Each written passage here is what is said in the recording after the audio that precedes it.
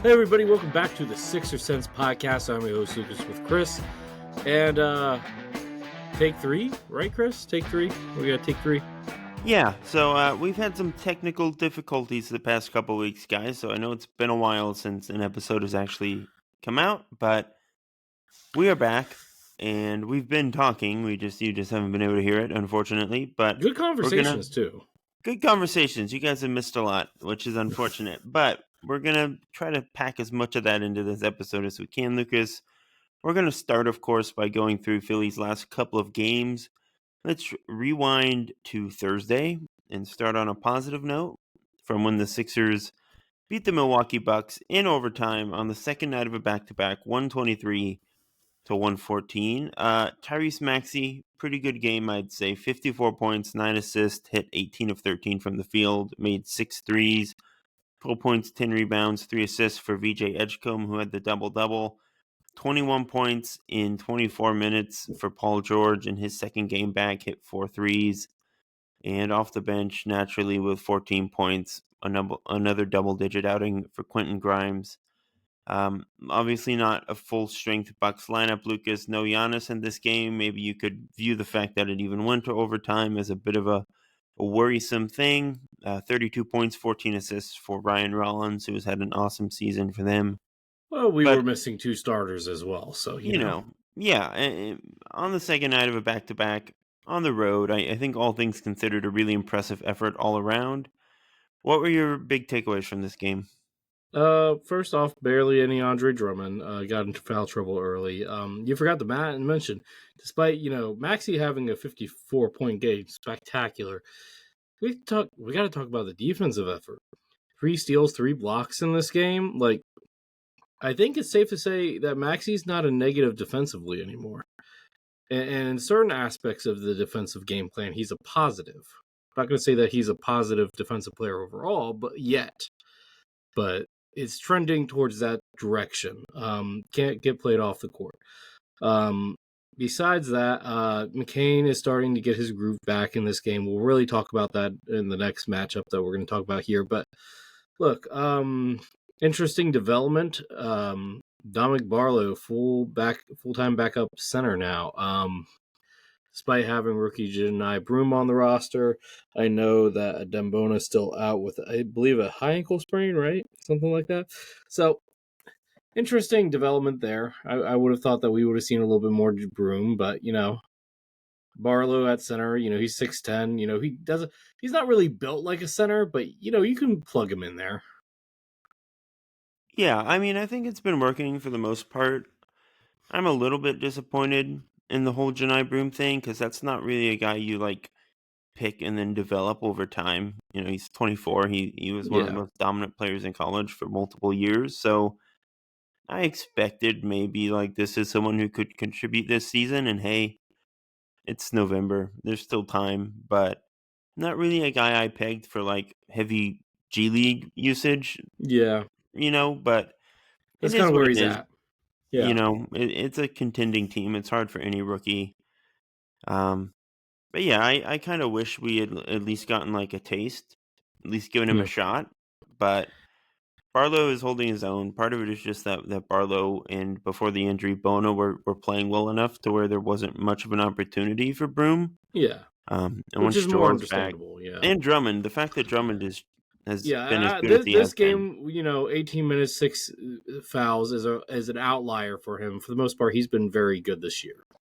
Yeah, so the fact that Drummond is a proper backup again is kind of been tough. He's a replacement level starter. He's not just a backup. He's a replacement level starter. Yeah, he's a good backup, and there's those developments have not helped Broom's case, but this was a really it was an impressive win, I would say. Maxey just is gonna be in the MVP conversation. Maybe we'll talk about that. Yeah. Just side note, Drummond, where does he rank all time on Joel Embiid's backup centers? I don't know. Probably pretty high, unfortunately. Why do you keep on crapping on this man? I don't know, man. It's not like he's some all-star still, but Oh no. But he's I been mean, playing look, he's well. an elite rebounder. He's a connector on offense, setting screen, getting offense rebounds, passing around, finishing, tipping in shots. I mean, look, he's a little bit of a knucklehead, but first off, that adores him to Philly. Let's be clear. Yeah, Secondly, there aren't that many better options available as a backup center wise, sure. especially with the Sixers budget. If he does this all season, he will end up very high on that list. I just say unfortunately because we haven't seen very many good backup centers. That's the unfortunate part, not the I fact that Andre is playing well. I But mean, we've had. Does Al count as a backup center? yeah, Al Okay, would be so high on so that so, list, so which is Al also unfortunate. Dwight would be high on that list. I think Dwight had a good run. All unfortunate because none of them were that good. But yes, good run I think is maybe stretching it for Dwight. We got But he had we got to put Boban on that list, right? Boban was yeah, fun, yeah. but you know who we're Again, not going to put on the list though? We're not going to put on Greg Monroe. We're not doing that. yeah, We we know can better. at least leave Greg Monroe off. Yeah. Yeah, overall, I think a really gutsy effort on the road again, second night of a back to Hmm. back. Credit to the Bucks for playing as well as they did without Giannis. Like Ryan Rollins has genuinely been awesome all season. One of Miles Turner's better games. Kyle Kuzma had like a positive night, which is not always the case. So, I don't know like, why they keep on starting. Like, just let the man come off the bench because I think he's a lot more efficient coming off the I bench at mean, this. it's because they just don't have anyone else to put in that spot, really. What the three? He's playing the three. You could play Gary Trent and go small there, or Gary I Harris and go mean, Gary small. Trent is small and also has his own They have shortcomings, Amir but Coffey. Are you saying that Amir Coffey isn't able to be like playing like 20 minutes as a starter? Come on now. look, Or Andre I Jackson. don't think Kuzma is so bad that he's unplayable in any No. context. I'm not saying he's unplayable. I just think that you prefer him going against second units. I guess you can stagger it that way. Anyways, Yeah, he's one of the 5 best players on that team. Still, it's just that's wild. they don't have a Okay. very good top 5. But No, they don't. um, yeah, this was a good win, Lucas, which leads into Sunday afternoon's game against the Miami Heat. Kind of a classic of our modern Sixers. Really, really crappy, inconsistent third quarter. Miami Mm-hmm. has been really good to start the year, credit to them, but a 127-117 loss at home for the Sixers. Unfortunate. 32 points for Norman Powell, who got fouled on a bunch of three-pointers for some reason. Paul George played 20 minutes in this game and scored 10 points, 14 points, 24 rebounds, 2 blocks in 38 minutes for Andre Drummond. Led the team in minutes because that's just the kind of season it has been. Mm-hmm. 27.6 assists for Tyrese Maxey, 19 off the bench for Trendon Watford, and in 25 minutes, very notably, 15 points, 3 of 4 from 3 for young Jared McCain, his first good game of the season. So that Mm-hmm. was definitely a big takeaway from this game, Lucas. Notable that Justin Edwards appears to be like the 5th starter, quote unquote, right now on the wing, which has had mixed results. Was not very good in this game. His defense, I know he had Defensively, he 2 was good. steals, 2 Just blocks. He was pretty bad on defense, though. Like, that can be yeah, misleading. He was getting yeah, cooked in quite a few situations. But, yeah. uh, yeah, I mean, Edwards is definitely back in Nick Nurse's good graces. So that Mm-hmm. is, I suppose, a positive. But what were Is your he? takeaways? Yeah. What were your takeaways in this game? Well, first off, is he, or is they just trying to pigeonhole Paul George into power forward so they're not starting an actual power forward next to him? That's my first thought. I don't know. Secondly, Why would they do that if it's not what they want to do?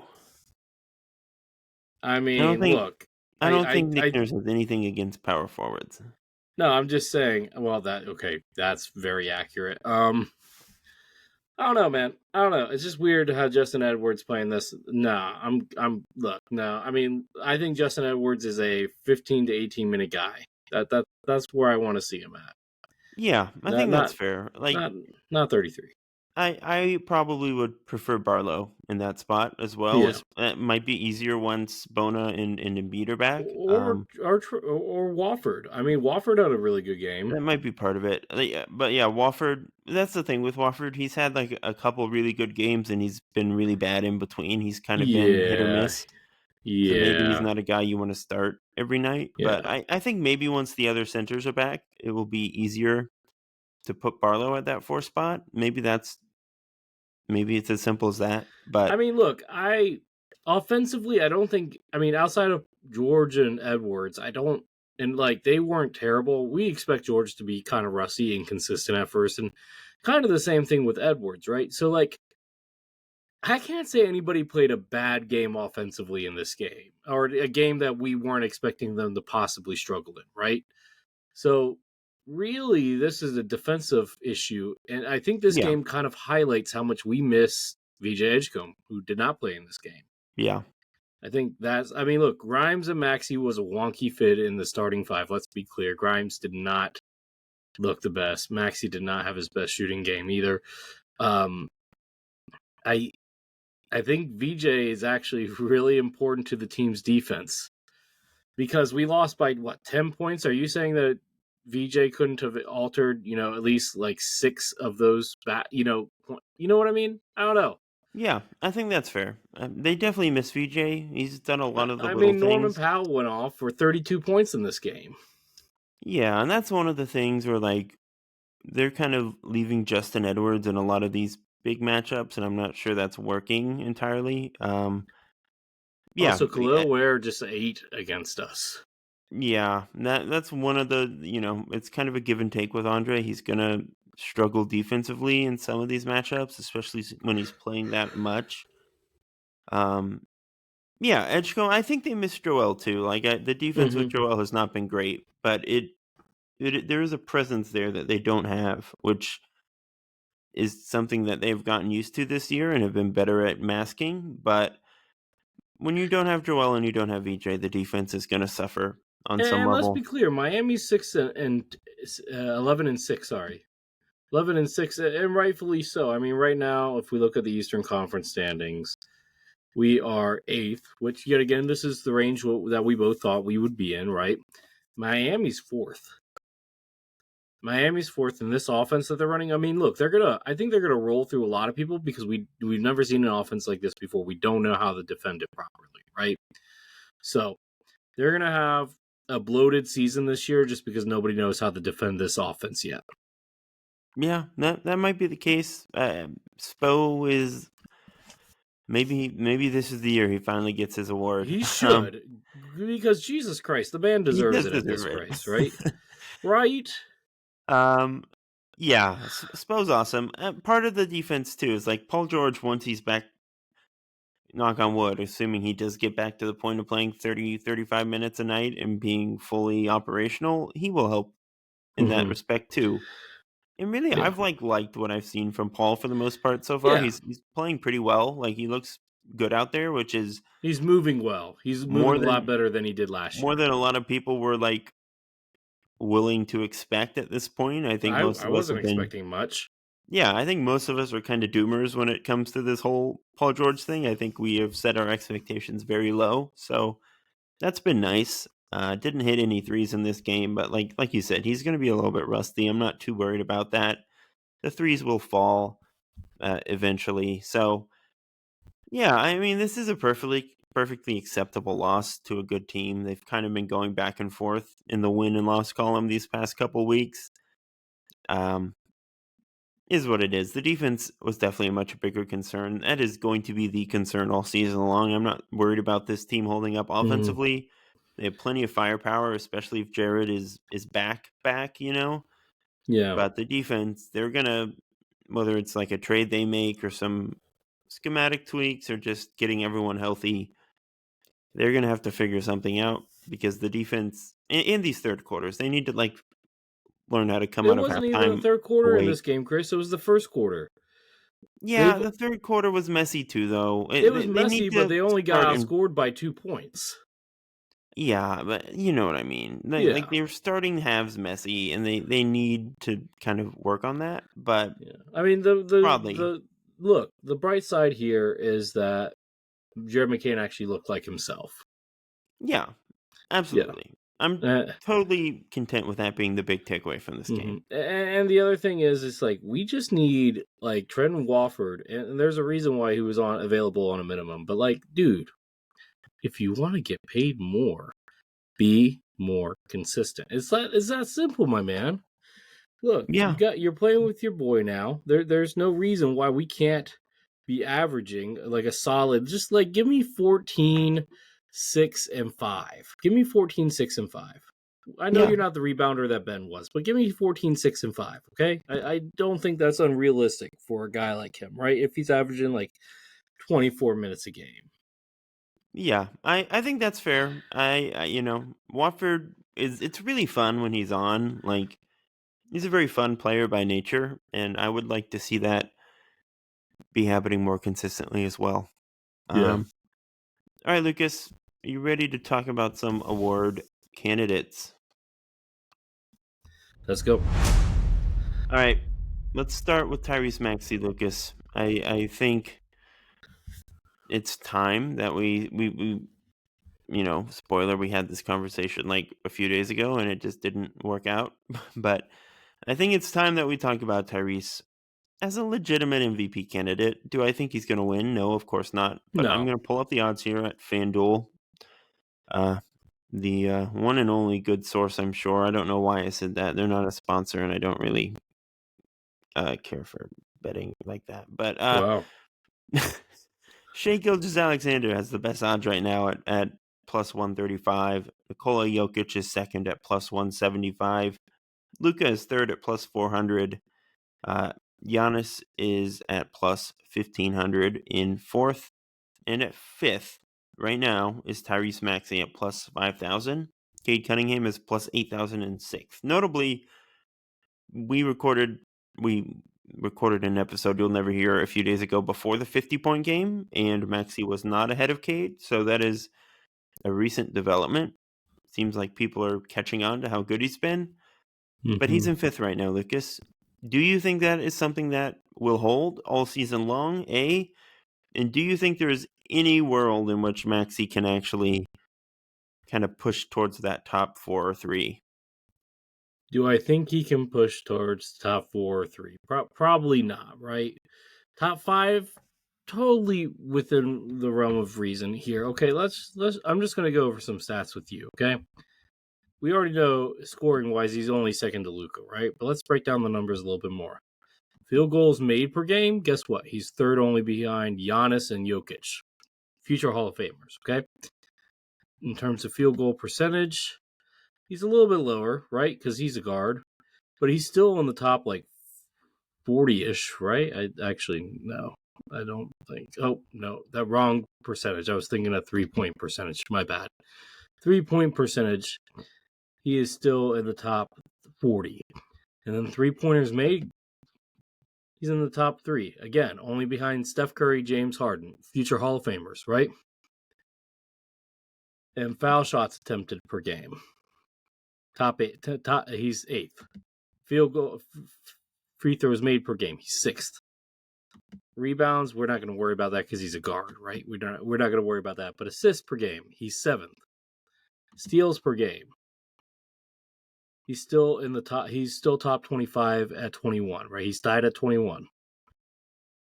Like the guy in double doubles right now, he has.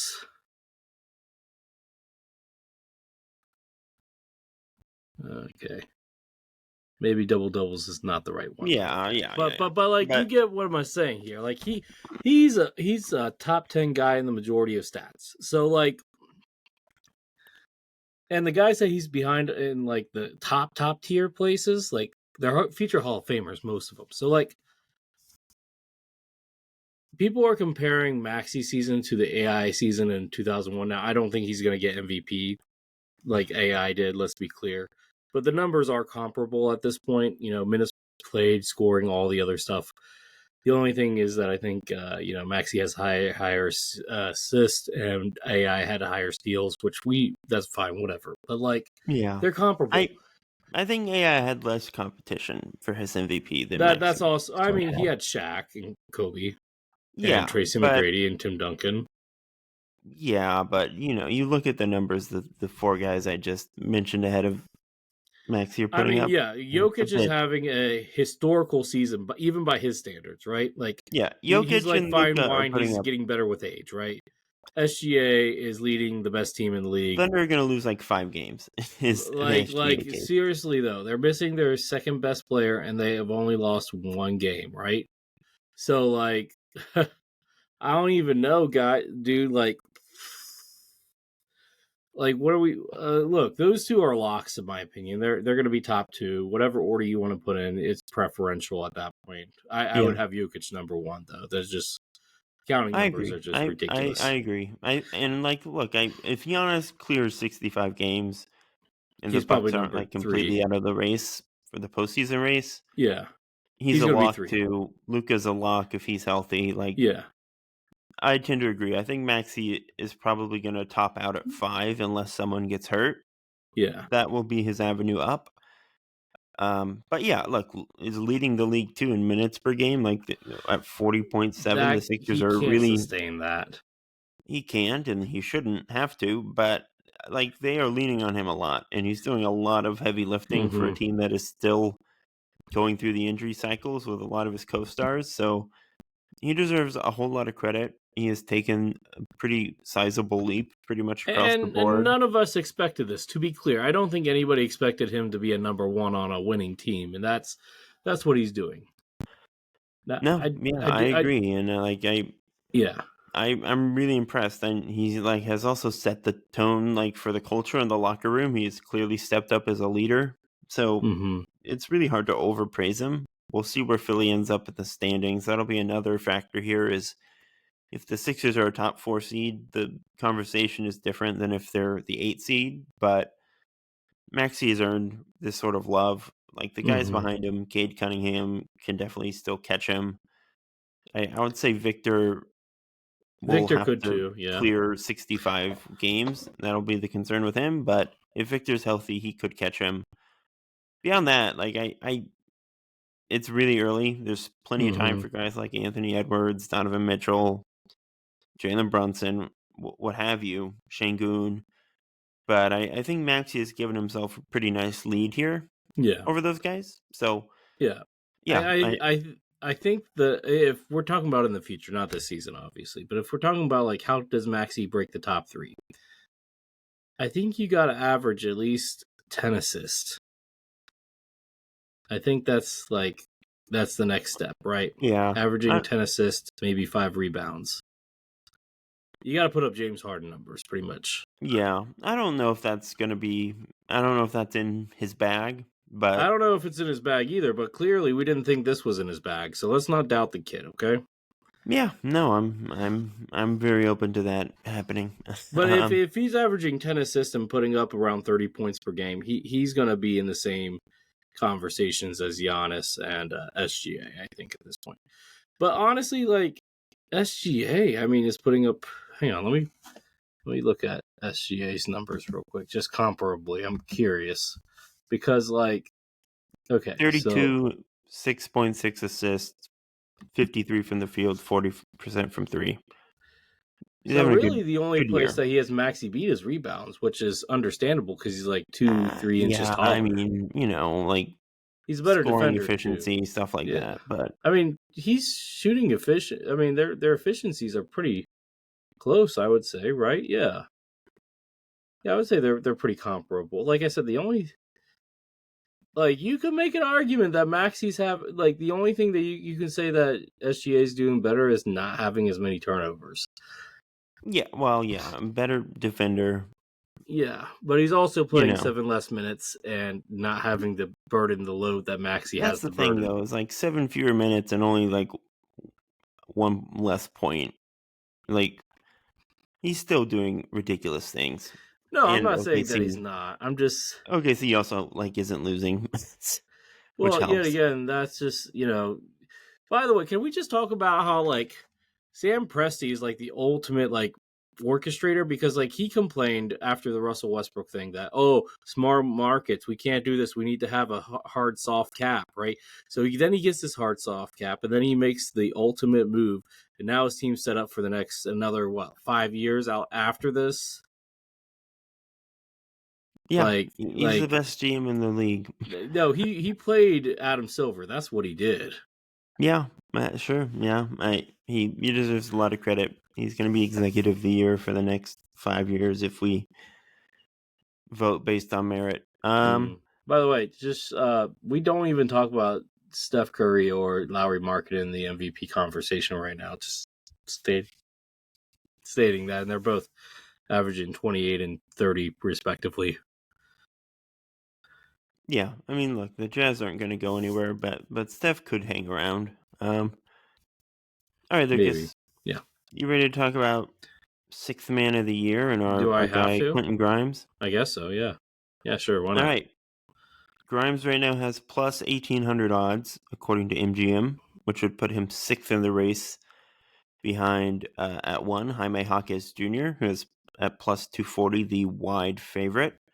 Second And I right think now. after this game, yeah, he definitely. But yeah, this game helped this case quite a bit. AJ Mitchell at 2 at plus 700, the OKC guard. Jeremy Grant at 3 at plus 1,400. Reed Shepard at 4 at plus 1,600. And then tied there with him is Hawks big man Onyeka Okongwu. So Grimes is at 6. He has a pretty narrow lead over Naj Reid and Ayo Dosunmu of the Timberwolves and the Bulls, respectively. I love Ayo Dosunmu. I love. Yeah, he's very great. fun. Yeah. Yeah, Lucas, do you think, A, that this is a fair spot to have Quentin right now? And B, how far do you think he can rise in the months ahead, if you think he's going to rise? Okongwu's gonna get too many starts. Can we just like establish that we don't think Porzingis is gonna be healthy long enough? So like Okongwu out, he's out. So then you put him 5, and the guys ahead of him again. Let me remember correctly. We got Jaime Jaquez number 1. No, I forget just who's number 2. AJ Mitchell 2, Jeremy Grant 3, Reed Shepard 4, and then Okongwu. Yeah. I mean, I think that I would put Quentin Grimes ahead of Reed Shepard, but I also know he gets like the good team bump, and that's fine. I get that. And I get that he's shooting like lights out, but he's not playing enough minutes, in my opinion, to get sixth man of the year. Sixth man of the year, you have to play starter level minutes, and he's not doing that yet. Could happen, sure, but right now, maybe. no. I mean, he is playing better than Quentin right now, but you're right, he's just playing less, which is the debate, I guess. Yeah. Look, Jeremy Grant's reinvented himself. Once most improved, now he has a chance to win sixth man of the year. Depends on how long Drew Holiday, Scoot Henderson, pretty much everybody on half the guard rotation in Portland stays, out with an injury for, right? And then look, Jaime Jaquez. He doesn't he look like the guy from Star Wars? What's his name? Like what with like a goatee? The guy that played Kylo Ren. Oh, Adam Driver. Yeah, he looks like Adam Driver. Yeah. I can see it. Yeah, he definitely has some Adam Driver-esque look to him. Look, but honestly, I know this guy's also getting like the good team boost, but like I honestly think, as much as I like Jaime Jaquez, I think it has to go to a team, and they're probably, like you said, they're probably going to win over 70 games. It's AJ Mitchell. Like AJ Mitchell should be number 1 on this list, in my opinion. Yeah, I don't really disagree. I don't know. I think Jaquez is a good number 1. I would not argue if you had AJ Mitchell at 1. It's kind of insane how good he's been. I wouldn't say out of the blue, because I think he was very good in limited exposure last season, but to take this sort of leap on that team, you have to be really good to even get the minutes and to Because, break through. you got a first-round pick in Uzma Jang, who got drafted the same year as Jalen Williams, wing Jalen Williams, and still has barely played at all. So, yeah. Yeah, that's like there are a lot of good players on that roster. So to even break through like this in your second season as a second-round pick, it's pretty darn impressive. And he's from, like, a D2 college, right? He went to Santa Barbara. They're not D2, but he went to a smaller school Like, out in California. we're not even talking Mountain West. We're talking about, like, a West, what is it, like, Pacific Coast Conference or, like, something like that? Like, where Yeah, San like Francisco plays, right? University of San Francisco. yeah. Yeah. Is it it's not the dope. Is it the MAC? No, not the MAC. I Doesn't should matter. know this off the top of my head. I believe it's Because the. Mount St. Mary's used to be in there, right? Is it not the WCC? No, It they're in is the the Big West. WCC. They're in the Big West. WCAC. I think it's what? They're in the Big West, so they're not in the WCC. Okay. There's so many like weird and Yeah. Division I AA colleges and basketball. It's confusing. Anyway, yeah. So yeah, no, like it's crazy. Kudos to their scouting department yet again. I think they've only had two misses so far since their rebuild, and one of them is your guy. Who's my guy? Who? Poku. Oh, yeah. Whatever. No, they just didn't understand, okay? They didn't understand, and nobody else in the NBA understands either. He didn't get either. a chance, okay? He didn't get a chance? They should the sign him. Sixers Should sign him right now. They need a power forward.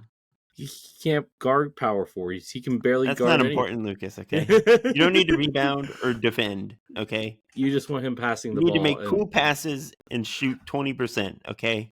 Yeah. That's all you need to do. Okay. Anyway, no. Grimes is having an awesome year, and this like speaks to the talent around the league. He's shooting 40% on threes and averaging 16 a game. He's having an incredible year. I kind of think that this is like the fair placement. Like I think Okongwu has been better. He's started 6 out of 16 games. Kristaps just came back. We'll see what happens, but if he doesn't start too many games, I think Okongwu at 5 is going to be totally reasonable. The Reed Shepard debate is interesting because he's like playing really, really good basketball. You could argue that he's playing the best basketball of anyone on this list. He's just not playing as much because they have depth in Houston. But, 50% from the field, 48.8 on 5.3s a game, 1.6 steals, 3.1 assists, only 1.1 turnovers, 13.6 a game, and 23.9 minutes. His minutes are going to come up eventually. Like if does he earn a starting spot though? Because I think you would want his shooting in the starting 5, but it's not. It would make sense. That's a good point. That could be what happens. But because if I'm them, I'm looking at it like I probably want to bring Jabari Smith Jr. off the bench or Steven Adams, whatever. Maybe, yeah. I do think they get a lot out of their taller lineups.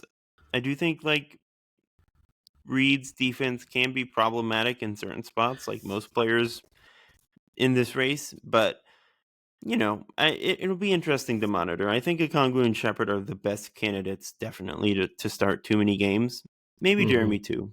We'll see what happens in Portland. But the thing with Jeremy is he doesn't do much besides score at this point. He's a pretty good defender, but he's not like an engine in the way that the other guys on this list can be. Even I don't think he ever was, even at his peak. He wasn't playmaking. Yeah. He can rebound a little bit, but he was kind of a bad rebounder for his size too. So I'm a little bit skeptical of Jeremy finishing top 3 in this race. Okay, if I had to project right now, the top 3, if nobody loses their starting, has to become a starter full time.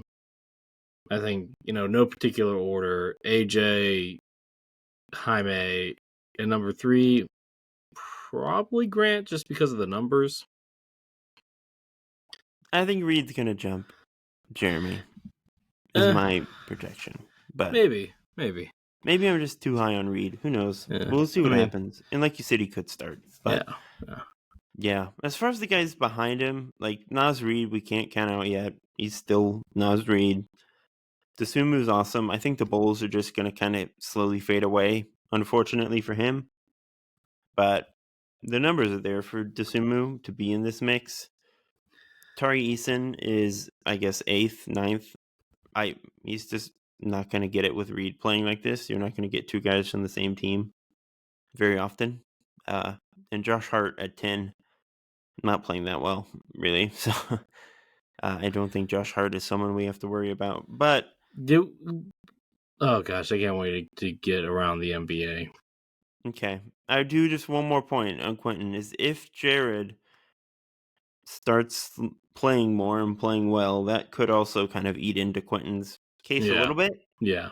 So that's like another thing to think about from Philly's perspective. But I mean, right now, I would agree that Hawkeyes and Mitchell are the heavy favorites.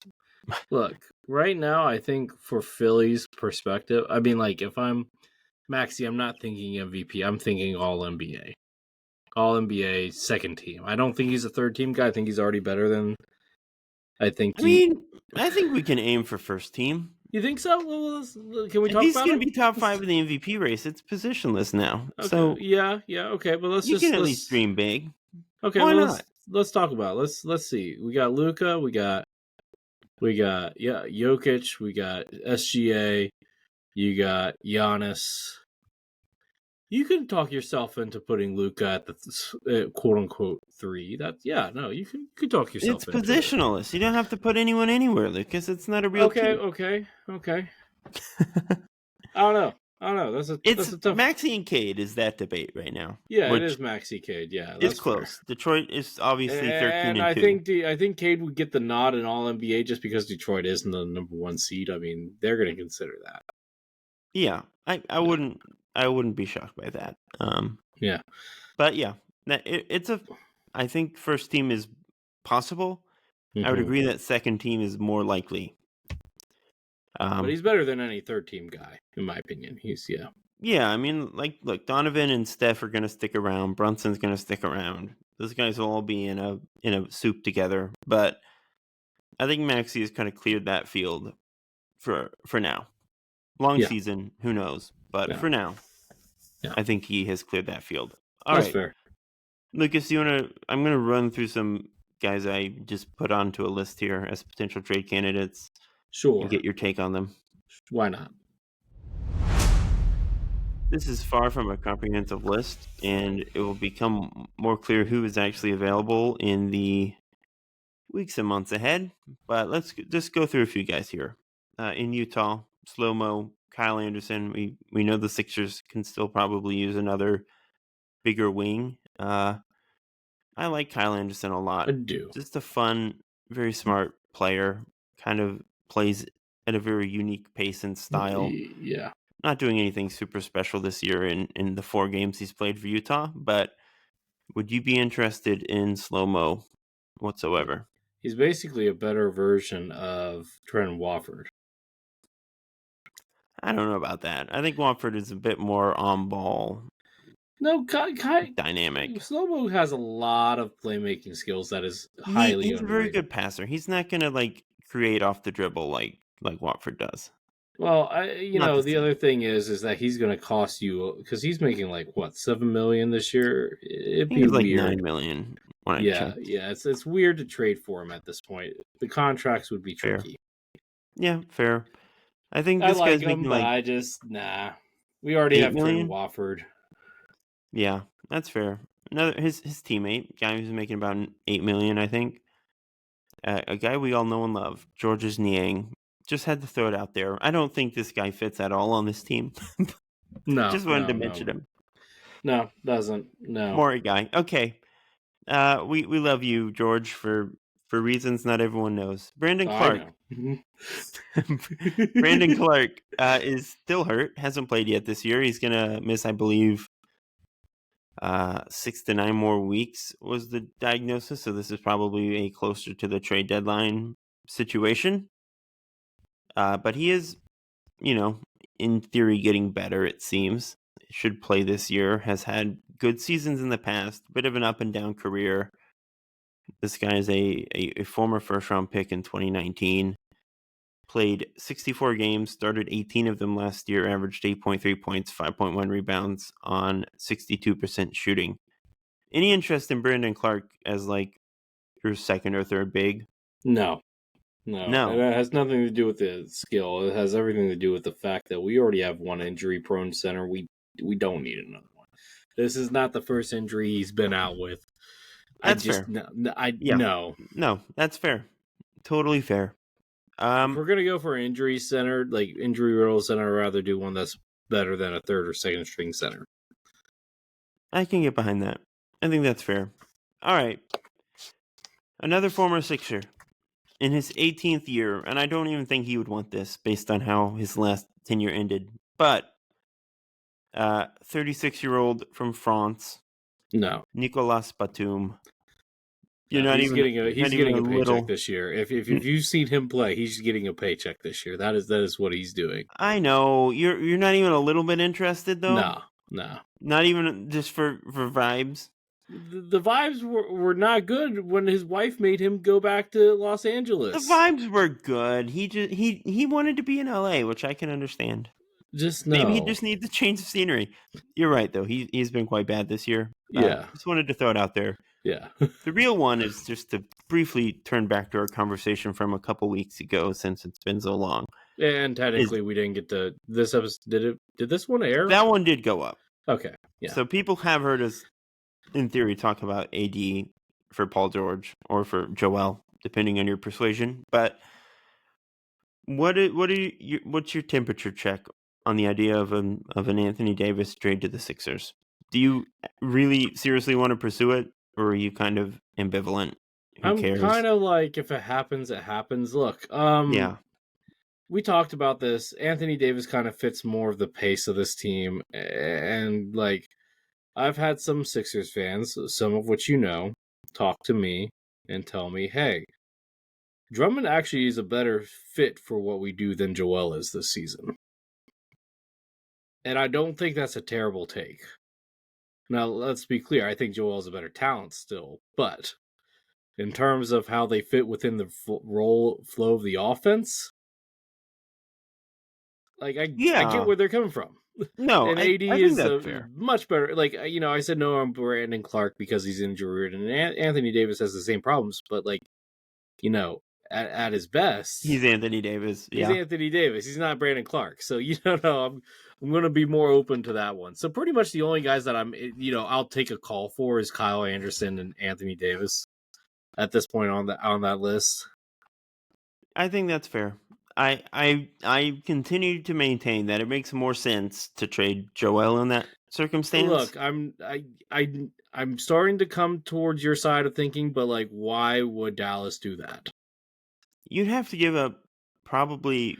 I mean, you really want to give up that Clippers pick? You might have to give up a pick, but I'm okay with giving up a pick, just not the Clippers pick. Yeah, sure. Well, we'll see.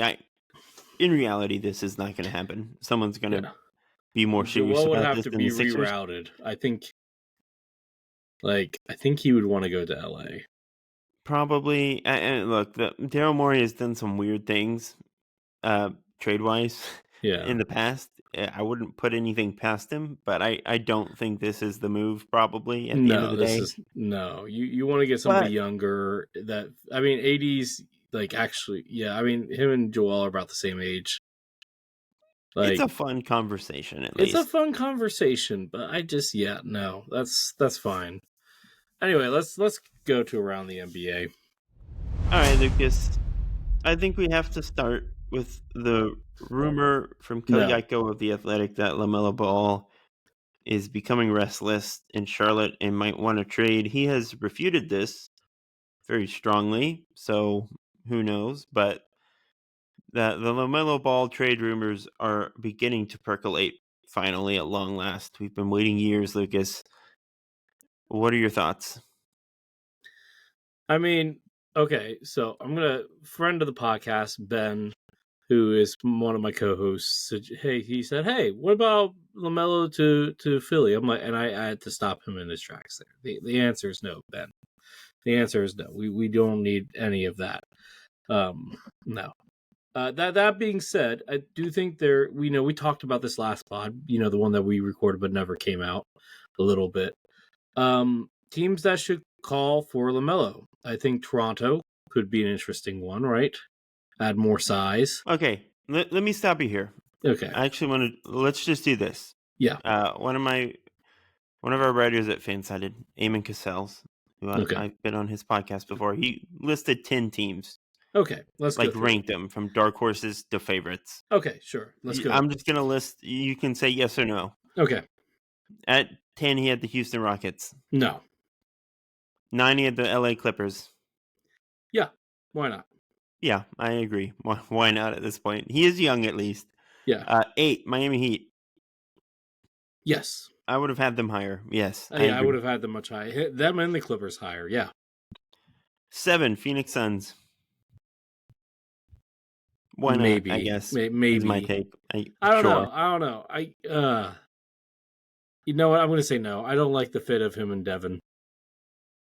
Yeah, I'm intrigued. I think you want a defensive guard next to Devin. sure. Kind of like a Derek Fisher-esque type player next to Devin.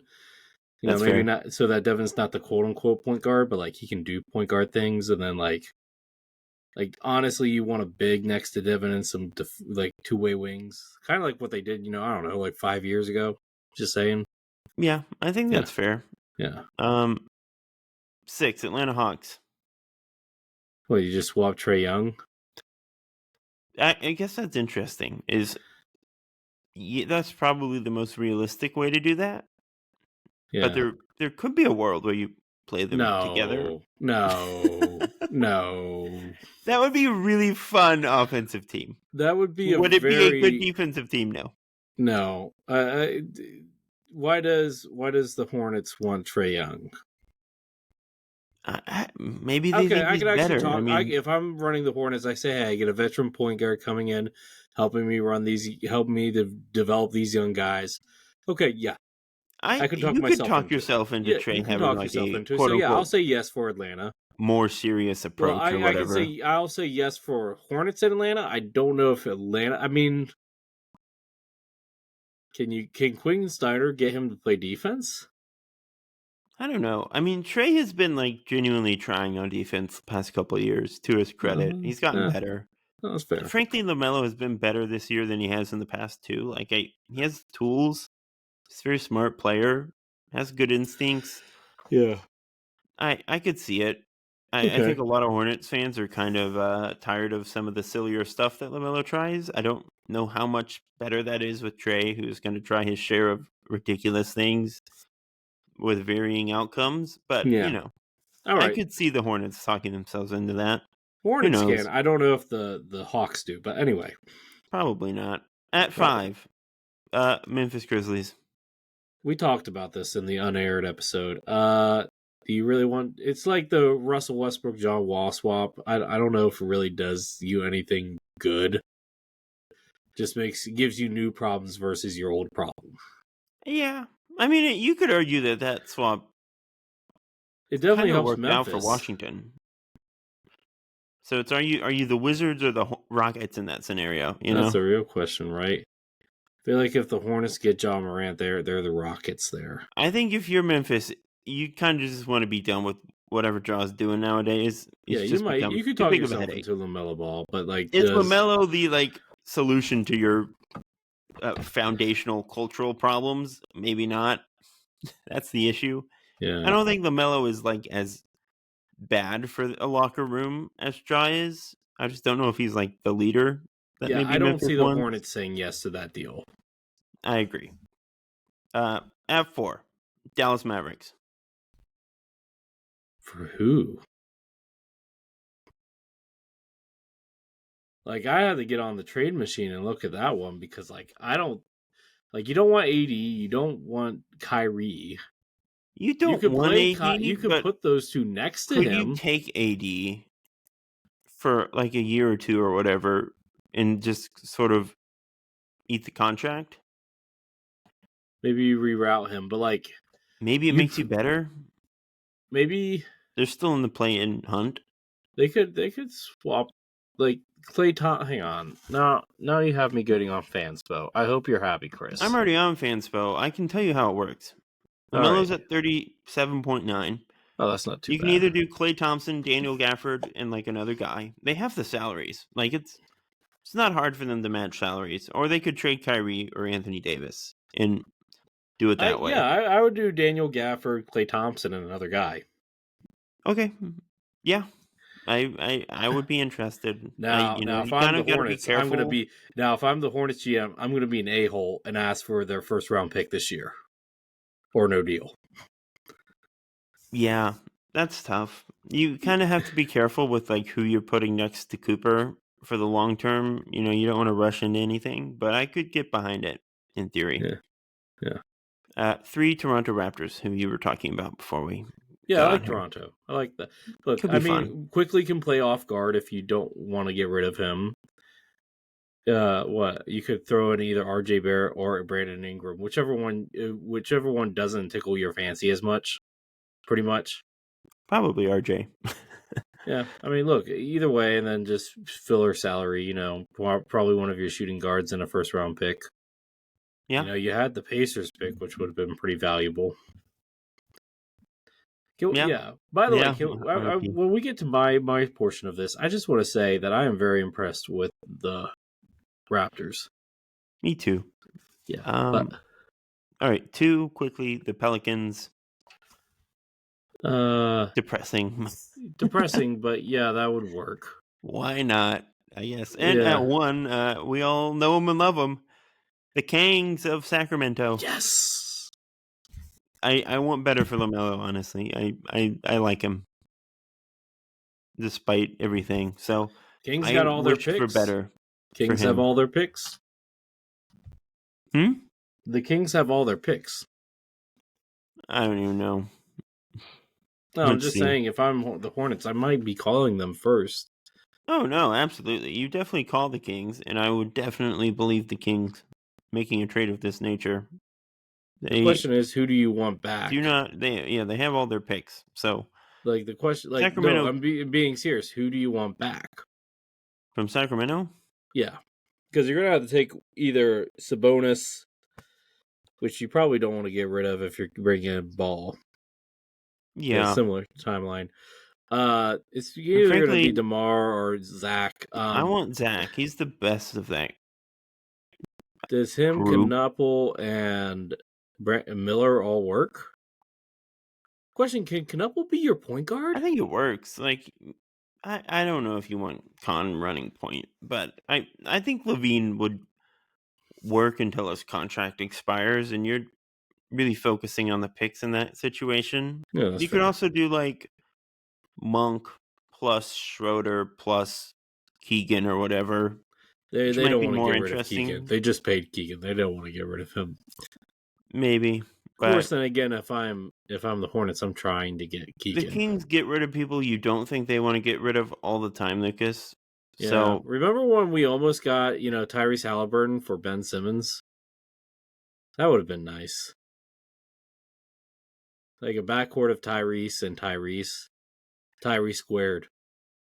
We could have had that, Chris. It would have been so beautiful too. It would have been so beautiful. Yeah, all right. Maybe they get Russ. That's what Charlotte needs. All right. So, anyway, I just want to talk about the East here real quick. More or less standings. Detroit, we pegged them as a top 4 team, right? Top 4, top 5. Kudos to you guys. Bickerstaff, you already won Coach of the Year once, but you might get it again. We'll see. Toronto, definitely your coach should be in consideration here because we all thought you guys were going to be a laughingstock. Congratulations, you proved us wrong. Laughingstock? I don't know if we thought they were going to be a laughingstock. Well, we thought they were going to be a what you call it? Not a like it would have been a really team? Huh? What? A play-in team? Yeah, that's a nice way of putting it. Sure, yeah. It is also early though. Yeah, I mean Cleveland's starting to get their gain, and so is Orlando.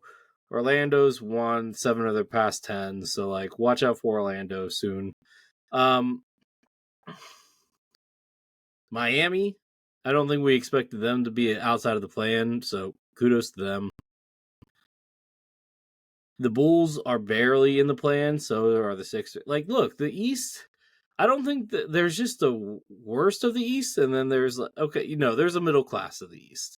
The middle class starts at the 6th seed with the Knicks and ends with the Bucks at the 11th spot. I would say it starts with the Heat, honestly. You think so? I think it probably includes the Raptors too at the end of the day. I think Cleveland, Detroit are the clear best teams right now if I'm projecting long term. Okay. I think Orlando could still join that group. I think the Knicks still can join that group. But really right now, I think sure, Miami has started really strong. I don't think the Heat and the Hawks and the Knicks or maybe I don't know. The Knicks are probably, but I think you can kind of throw the Heat 4 through 11 into a similar pot. Okay. Maybe the Celtics and the Bucks are kind of in a lower tier, depending on what happens with Giannis. I just hate I don't understand how Boston's still winning all these games. That doesn't make any sense to me at all. It's Joe Mazzulla, and I man. almost cussed right there too. I just wanted to let you know because I'm really frustrated with them. They need to be bad already. I agree. I don't like it. They're annoying. But can we also talk about how Memphis is the 10th seed right now? That's kind of weird. Don't like that. They won their last 2 games. Bottom of the West is rough. Yeah. Who is going to be the 10 seed in the West, Lucas? If the top 9 hold, who's going to be the 10 seed? You've got the Grizzlies, the Jazz, the Clippers, the Mavs, the Kings, and the Pelicans. Can you tell me for sure if Utah's going to be trading Lauri Markkanen? No. Okay, then I'm going to say Utah for now because I think it's a spicy pick and I like it. Okay. I'd probably bet on the Clippers or the Mavericks. I mean, Mavericks could, right? One of them figures it out just enough, Just enough, but they're not going to win. Look, the play-in right now is Minnesota, Golden State, Portland, Memphis. Whoever the 9-10 is not going to beat whoever's at the 8 and 7 spots. I just don't see it. I just don't see it happening. I will say James Harden has been putting up some numbers. So maybe the Clippers are the best pick. Okay, so this is a thought that I had. Does James ask out of LA? No. Are we sure? He likes it there. It's LA. Well, he liked it here. It was Philly. I would bet that James is kind of tired of the drama. I could be wrong. Where would he go? Who's trading for James Harden at his current age? What is he making right now? Oh, I'll give you one guess. 36. James Harden is currently making annually. He's on a 2-year, $81.5 million contract. He's at 39.1 this year with a $42.3 million player option next season. So it's only a 2-year contract, which I kind of forgot, which does make it easier. He could go back to Houston. That would be honestly pretty cool. Not gonna lie. I don't know if that's what the Rockets should do. I don't know I don't think Ime wants him there. I doubt it. And I don't know how him and Şengün fit stylistically, but that would be at least cool for sentimental reasons. That's the only maybe him in Phoenix. You could trade Jalen Green for him. Phoenix needs to stay young. They made all this noise about getting younger and more athletic. It's working. I don't think they turn around and trade for another old guy. I think Ishbia has maybe learned a lesson. Knock on wood. Milwaukee? I'd be really skeptical. Okay. I don't know. Does James like Doc Rivers that much? Oh. Well, no. Forgot about Doc. To be fair, Doc's very forgettable at this stage of his career. Dallas? I mean, maybe. I don't think him and Kyrie get... Does he get along with Kyrie? I think so, right? No, I don't think so. I think they're buddies. I don't know, man. Yeah. Maybe Miami? Because of, it's Miami? Yeah. Sixers for Paul George? Reunions. No. All right. That being said, let's go ahead and wrap this up. I have All right. nothing else to One add. more team. I'm just going to throw it out there. For James? For James. I don't even know what it is, but I just said it, so I have to pick one now. Minnesota? Yeah, you could make that work. Question mark? Could be Maybe. interesting. Okay. Let's wrap it up, Lucas. I think Yeah.